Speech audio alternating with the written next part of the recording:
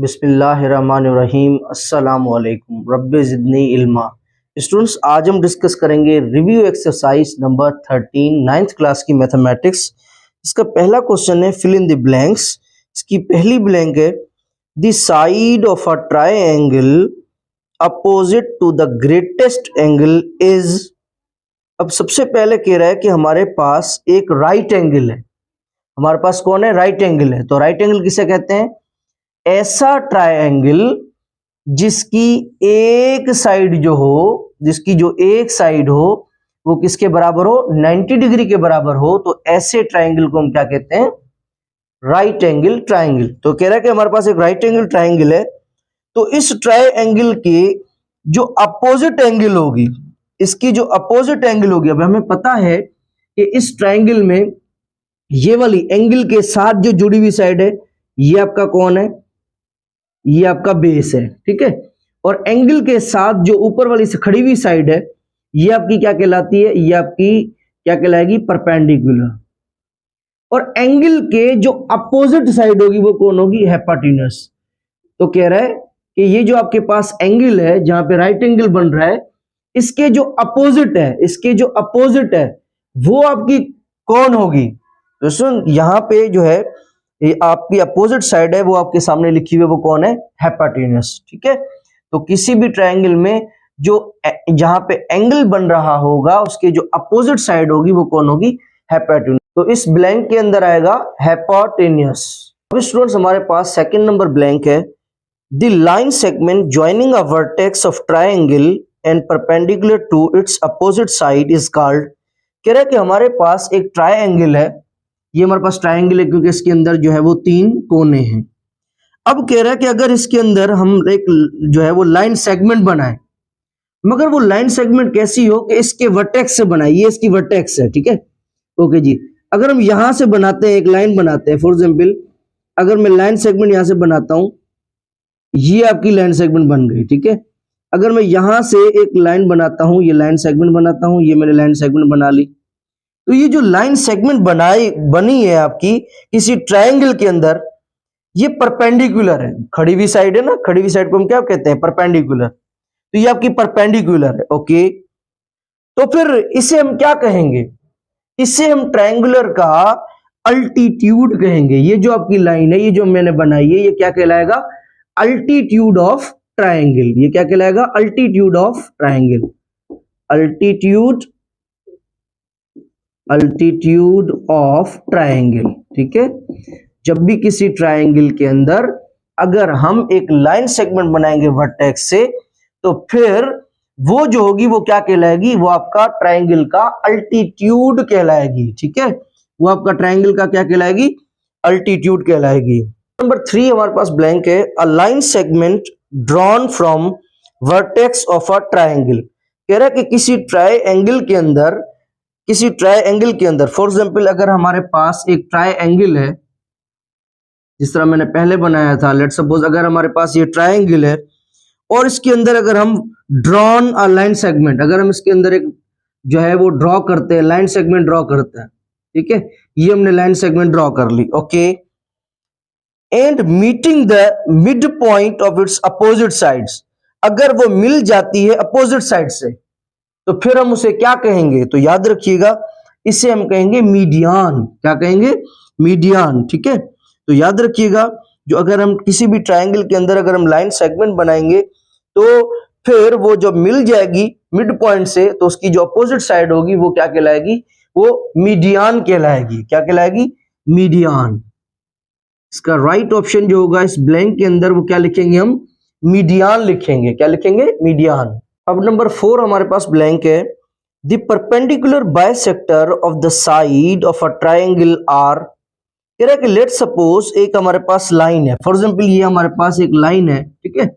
ये हमारे पास एक लाइन है और इस लाइन की खूबी ये है, ये आपकी एक लाइन, मार्कर को पता नहीं चला क्या हो गया, ओके जी।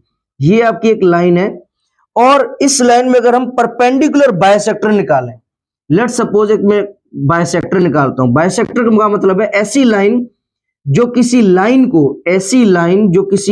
को इक्वली हिस्सों में तकसीम करे। अब देखें, ये हमने जो लाइन निकाली, ये जब लाइन निकाली है तो देखें इस लाइन, ये जो लाइन है इसके कितने हिस्से बन गए, 2 हिस्से बन गए।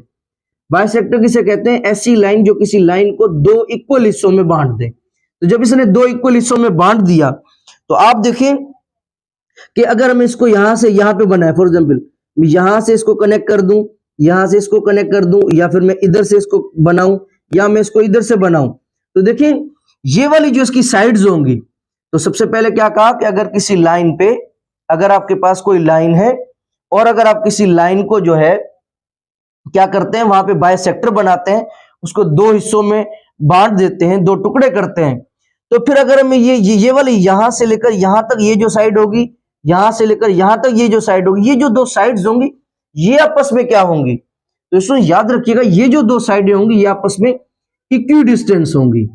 ये आपस में क्या होंगी, इक्वी डिस्टेंस। इक्वी डिस्टेंस का मतलब है, इक्वी डिस्टेंस का मतलब है इक्वल होंगी। ये जो दोनों साइडें होंगी ये आपस में हमेशा इक्वल होंगी। नंबर 5 हमारे पास ब्लैंक है, 2 और more than 2 triangles are said to be congruent. कह रहा है कि अगर आपके पास 2 ट्राइंगल्स हैं और ये दोनों जो है वो कॉन्ग्रुएंट है, इसका मतलब है दोनों की जो शेप है और दोनों की जो साइज है वो क्या है, सेम है। अगर आपके पास 2 ट्राइंगल कॉन्ग्रुएंट है, उनकी शेप एंड साइज सेम है, तो आप ये बताएं कि उनकी जो करस्पॉन्डिंग साइड्स होंगी, माने इसकी साइड और इसकी साइड, ये वाली साइड और ये वाली साइड, ठीक है, वो क्या होंगी आपस में, या ये वाली साइड आपस में ये क्या होंगी, ठीक है।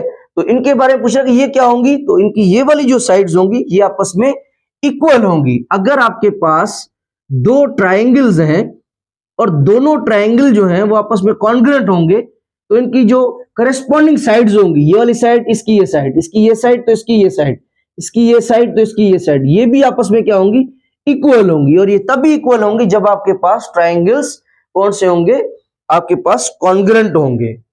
अब स्टूडेंट्स हमारे पास क्वेश्चन नंबर 2 है, tick the correct answer. MCQs हैं। Number 1, a triangle having all the 3 sides are congruent.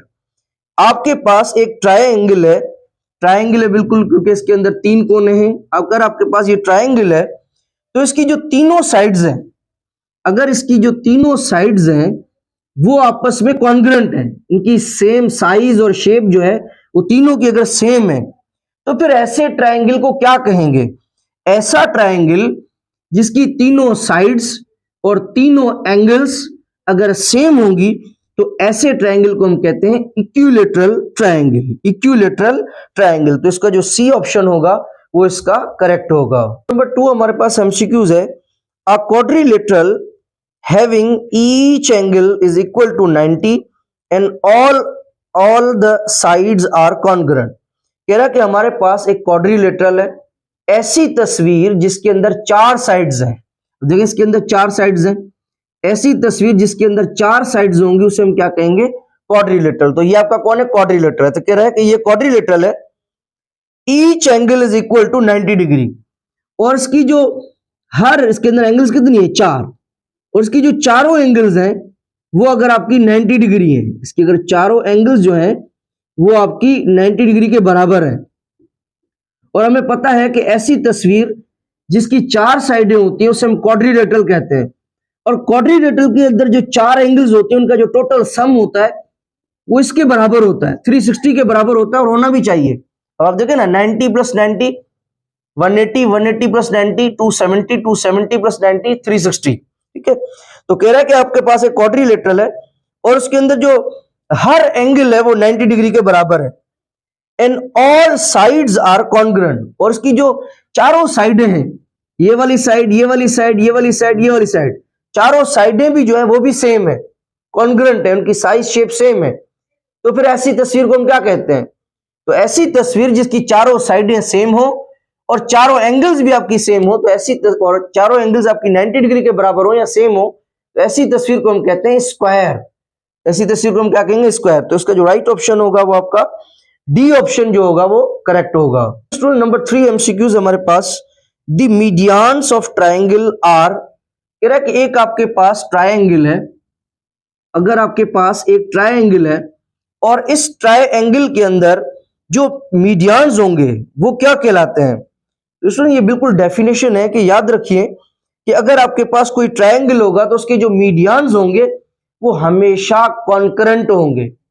तो याद रखिएगा ट्रायंगल के जो मीडियंस होते हैं वो हमेशा क्या होते हैं, कॉन्ग्रुएंट होते हैं। ठीक है, कॉन्करेंट कॉन्करेंट।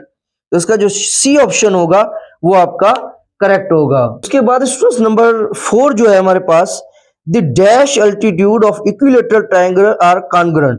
कह रहा है कि हमारे पास एक इक्विलेटरल ट्रायंगल है, ऐसा ट्रायंगल जिसकी तीनों साइडें जो है वो क्या है, सेम है। ऐसा ट्रायंगल जिसकी तीनों साइडें वो क्या है, सेम है। तो अगर इसकी तीनों साइडें सेम है, कॉन्ग्रुएंट है, तो आप बताएं इसके अंदर अल्टीट्यूड्स कितने होंगे। तो याद रखिएगा इक्विलेटरल ट्रायंगल के अंदर, ऐसा ट्रायंगल जिसके अंदर तीनों साइडें सेम है, अगर उसकी तीनों साइडें आपस में सेम है, कॉन्ग्रुएंट है और इक्विलेटरल ट्रायंगल है, तो याद रखिएगा इसके अंदर जो अल्टीट्यूड्स होंगे वो हमेशा कितने होंगे, वो 3 होंगे। ठीक है, इसका जो राइट ऑप्शन होगा वो आपका बी ऑप्शन जो है वो करेक्ट होगा। नंबर 5 हमारे पास MCQ students, the diagonal of a rectangle dash each other. कह रहा है एक हमारे पास रेक्टेंगल है, सबसे पहले रेक्टेंगल क्या है, ऐसी डायग्राम जिसके अंदर 4 साइडें हो, 4 साइडें होंगी तो क्वाड्रिलेटरल कहेंगे। अच्छा, अब उसकी जो आमने सामने वाली साइडें हो वो क्या हो, सेम हो। ऐसी तस्वीर जिसके अंदर 4 साइडें हो, नंबर 2 उसकी आमने सामने वाली साइडें आपस में बराबर हो। देखिए आमने सामने वाली साइडें क्या है, इसके अंदर बराबर है, तो इसका मतलब ये कौन है, रेक्टेंगल है। तो कह रहा है इसके अंदर जो डायगोनल्स होते हैं वो आपस में क्या होते हैं। अब डायगोनल्स देखें, फॉर एग्जाम्पल इसको हम कह देते हैं, इसको हम लेबलिंग कर लेते हैं, नाम दे देते हैं ए, ये आपका बी और ये आपका सी और ये आपका डी। अब अगर इसके अंदर डायगोनल हम ड्रॉ करें, डायगोनल कैसे ड्रॉ करेंगे, किसी एक कोने को दूसरे कोने से मिलाएं, मगर सेम से नहीं, ये कोना इसको नहीं मिला सकते, फिर ये डायगोनल नहीं होगा, फिर एडजेसेंट है, सेम है, डिफरेंट, तो इसको हम इससे मिलाएंगे, इसको हमने इससे मिला दिया, ये आपका डायगोनल, और इसको इससे मिला दें तो ये भी आपका डायगोनल। तो आप देखें ये रेक्टेंगल है, और रेक्टेंगल के अंदर जो आप हमने डायगोनल्स बनाए, तो रेक्टेंगल के अंदर जो डायगोनल्स जब हम बनाते हैं तो वो डायगोनल्स आपस में क्या होते हैं, इनका आपस में क्या रिश्ता होता है। तो याद रखिएगा वो आपस में बाइसेक्ट होते हैं, वो आपस में क्या होते हैं, बाइसेक्ट होते हैं। ये याद रखिएगा आपस में क्या करेंगे, बाइसेक्ट करेंगे। तो इसका जो राइट ऑप्शन होगा वो आपका ए ऑप्शन होगा। अब स्टूडेंट्स हमारे पास नंबर 6 एमसीक्यूज है, the dash of a triangle cut each other in the ratio of 2:1। अब ये थोड़ा गौर से याद कीजिएगा और समझें भी सही। लेट्स सपोज ये हमारे पास एक ट्रायंगल है, इसके अंदर 3 कोने हैं। कह रहा है ट्रायंगल के अंदर वो कौन सी चीज है जिसको अगर हम आपस में कट ईच अदर करें, काटें, तो उसका जो रेशो होगा वो 2:1 होगा। तो याद रखिएगा किसी भी ट्रायंगल के अंदर जब हम मीडियंस बनाते हैं, किसी भी ट्रायंगल के अंदर जब हम मीडियंस बनाते हैं और उनको आपस में कट करते हैं आपस में, तो उनका जो रेशो होता है दैट इज ऑलवेज 2:1। तो ये याद रख लें, किसी भी ट्रायंगल के अंदर जो मीडियंस का रेशो होता है वो हमेशा 2:1 होता है। ये एमसीक्यूज आ सकता है और बहुत ही इंपॉर्टेंट है। तो इसका जो राइट ऑप्शन होगा वो डी होगा। तो नंबर 7 एमसीक्यूज है हमारे पास, if each angle on the base of isosceles triangle is 45 degree, then the measure of third angle is. कह रहा है हमारे पास एक आइसोसेल्स ट्रायंगल है, ऐसा ट्रायंगल जिसके 2 कोने सेम हो। ठीक है, ऐसा ट्रायंगल जिसके 2 कोने क्या हो, सेम हो। अब आप देखें आइसो का मतलब होता है सेम। ठीक है, ओके जी। अब देखिए फॉर एग्जांपल कह रहा है कि एक आपके पास ट्रायंगल है और ये कौन सा है, आइसोसेल्स है, आइसोसेल्स है। ओके जी, और इसकी जो बेस एंगल है ये आपका क्या है, बेस। ठीक है, ये एंगल कौन सी है, 45 डिग्री, और ये भी कौन सी है, 45 डिग्री। अब याद रखिएगा ये जहां पर आपकी 2 एंगल्स बन रही हो, जहां पे आपकी 2 एंगल्स बन रही होती हैं उसे हम कहते हैं बेस लाइन। क्या हम कहते हैं, बेस लाइन कहते हैं। ठीक है, तो याद रखिएगा आइसोसेल्स ट्रायंगल के अंदर जो 2 कोने होंगे वो हमेशा सेम होंगे। और ये भी पूछा जा सकता है बेस एंगल पर कितनी एंगल्स बनती हैं, तो याद रखिएगा 2 एंगल्स बनती हैं।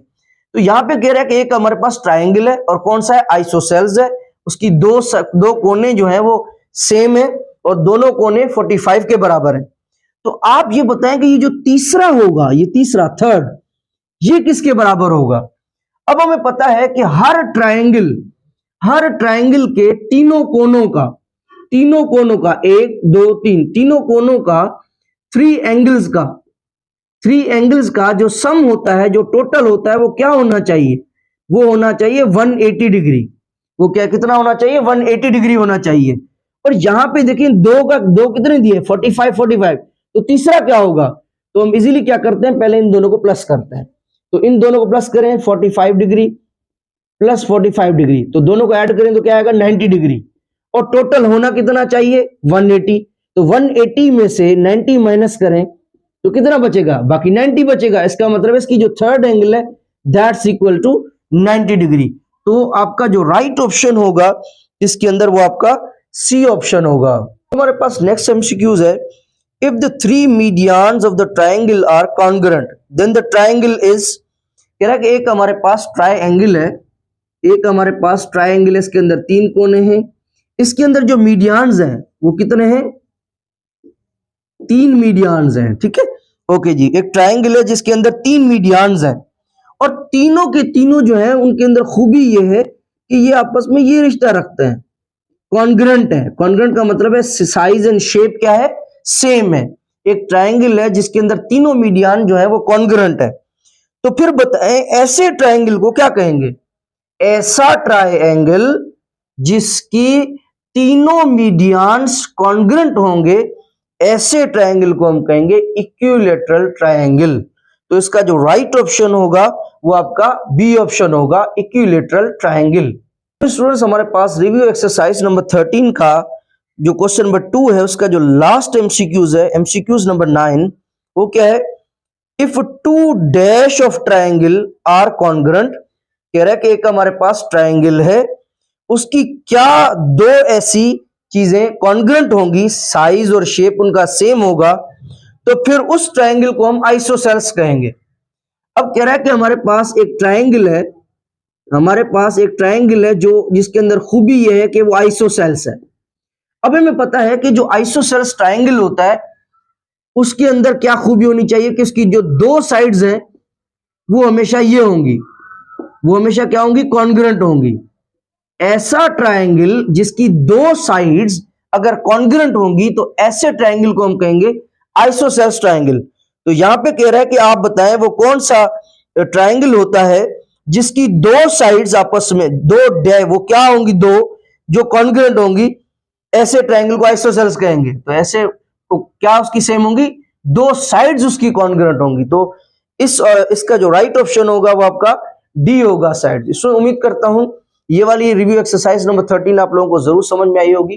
अगर कोई चीज नहीं समझ में आई तो आप इस वीडियो को बार बार रिवर्स करके सुने, इंशाल्लाह जरूर समझ में आएगी। अपने फ्रेंड्स में, दोस्तों में शेयर कीजिएगा ताकि किसी का फायदा हो। फी अमानिल्लाह।